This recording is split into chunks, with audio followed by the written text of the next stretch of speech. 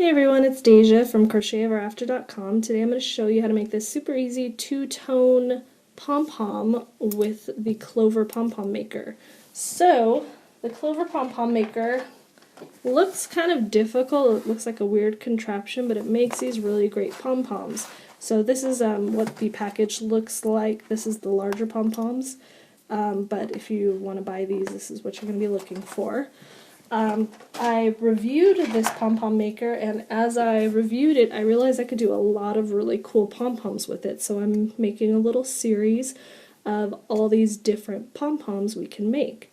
So this is the two-tone, very simple to make with this machine. So let's get started with how you're going to do it.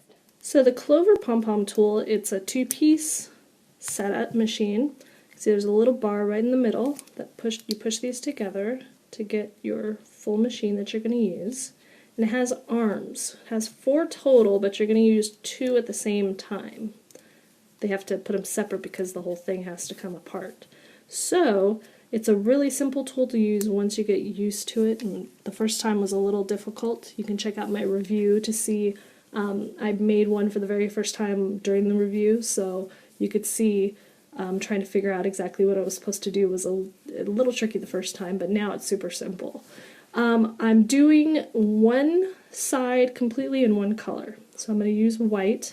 I use one strand. I found that's the easiest, fastest way to do this because you want to keep, and I'm just going to hold the tail in the same hand that I'm holding my machine, and then I'm going to start wrapping from one end to the other. And I'm not going to worry too much about them being completely next to each other because this inner curve is smaller than the outer curve. It's a little difficult to do. So I'm just going to start making one single layer, and then I'm going to come back and fill in those spots. Now the reason that I'm using one strand instead of speeding it up with 2 or 3, I found that if you have your yarn twisted, so if you have like 3 strands of yarn and they're all twisted together, your pom-pom is a lot more uneven when you're done. So if you check out the tutorial review that I have, you'll see I have a couple different pom-poms that I did, some with the twisted up yarn, so you could see how uneven it came out. So I found that the single strand is the fastest and easiest because it keeps everything nice and lined up as if I was using 3 strands, because I could use 3 strands, but I need to keep them flat and in line as I'm weaving, and that ends up getting a really big tangled mess down here because they all want to wind and I have to unwind it as I go. So the single strand is way easier, and I found that I can fill this up a lot. So basically I'm going to keep going back and forth until this little divot is almost flat. So I just keep winding, kind of filling the spaces that look a little sparse. It's a little hard to see with the white. It'll be easier with the red that I'm doing for the other side.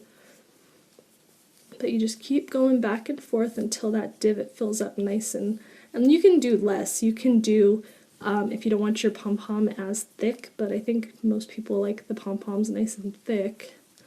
Also, because this is a 2-part machine where one side of your pom-pom is made on this side and the other is made on this side, one way to keep them consistent so that you don't have a real poofy side here and a real sparse side on this side is to count how many times you're winding.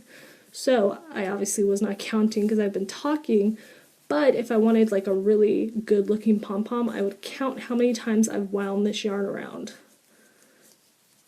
So when I think I've got enough, I want to close it before I cut it just to make sure that my arms are touching. If they're not touching, unwind a little. If you think you can go more, you can wind more if you want. But just close it, make sure your arms touch because you want them to be able to close completely. And then you can cut your yarn. So I cut it the same height as my pom-pom, so that way it will blend in good and it's one less thing I have to cut. And then I'm going to start with the red on the other side. So I open up my 2 arms. I like with my loop facing down. Actually, facing up. I'm kidding. So I hold it, And again, I start going back around. Same thing as the white. So remember, count your wraps to get a really nice even pom-pom. That'll help. But I'm going to do the same thing that I did on the other side. So I won't bore you with all of the wrapping because I gave you all the tips on the first side. I'll just come back when this is almost completely done, and then we'll cut it and move on. Okay, you can see that my pom-pom is pretty much filled up. It's looking good. Make sure I can close it. Everything's touching, so I'm good. So I'll just leave it closed and I'm going to cut it there. Don't worry about your extra tails that you have right here. You're going to have a couple more once you tie this off, so you can just leave them for now. But now it's time to cut. So this is the important part. This is the part where you're going to make the pom-pom.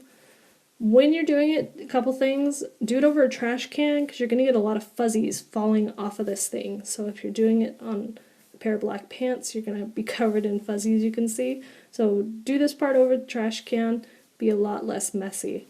And you'll see all the fuzz that accumulates down here in a second. Also, you need really sharp scissors, nice pointy sharp scissors at the top because you're only going to stick that first, ½ inch maybe under your yarn.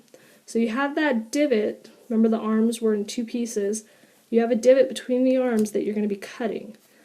Hold your arms down. That's what I like to do, is I like to hold the arms down on the opposite end, because once you cut this, these are just strands of yarn that are being held in place by these arms. So you don't want to accidentally pop those up because your strands will shift and you'll have a lopsided pom-pom. Ask me how I know.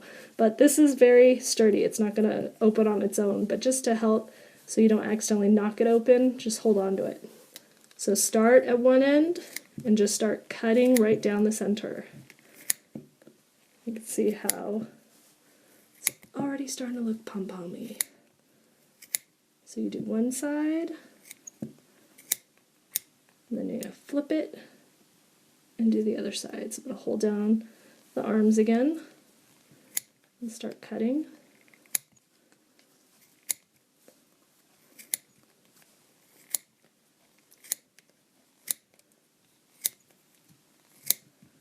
Alright, now we're almost done. We're almost ready to make our pom-pom. The next thing we need to do is to join it though.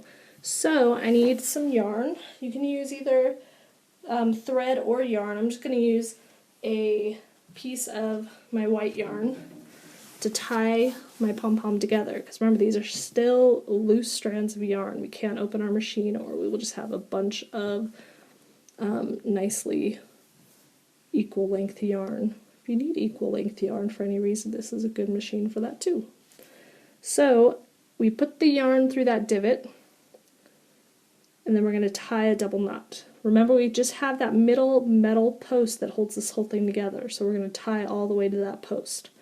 So you'll see as I tie, my yarn goes inside the machine. So it pulls it apart slightly so that you can get right next to that post to tie it. Don't pull too tight on the yarn because I've broken my yarn a couple times pulling so tight, but pull pretty tight so that it will be nice and secure and tied right as close as possible to your yarn. So I'm all tied off. Now I'm going to cut my yarn.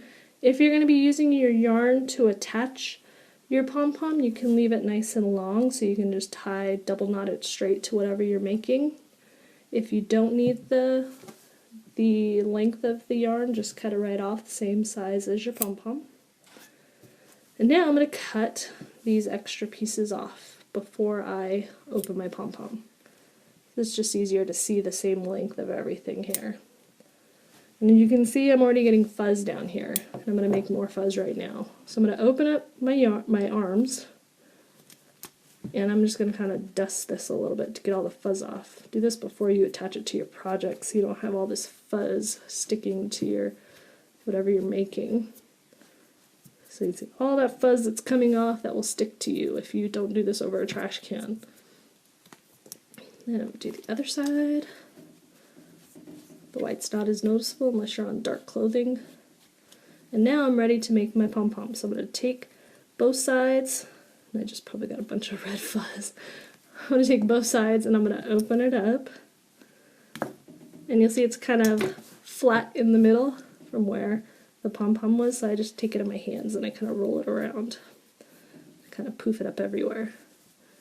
And you'll see that I now have my two-tone pom-pom. Pretty cute, huh? These are probably great cat toys as well. So, I just take my scissors, because usually kind of just a couple spots you'll see that a couple pieces of yarn will be taller than the rest.